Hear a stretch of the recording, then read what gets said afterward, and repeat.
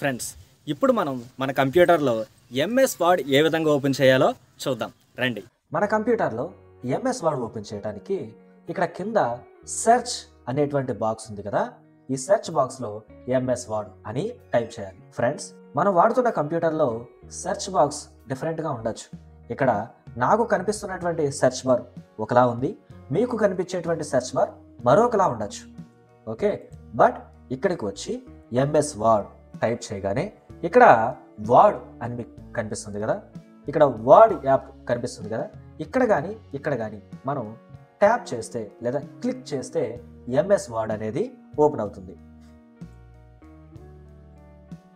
So నాకు ఇక్కడ MS word open అయింది. నేను ఇక్కడ ఈ బ్లాంక్ డాక్యుమెంట్ మీద క్లిక్ చేయొచ్చు. ఇప్పుడు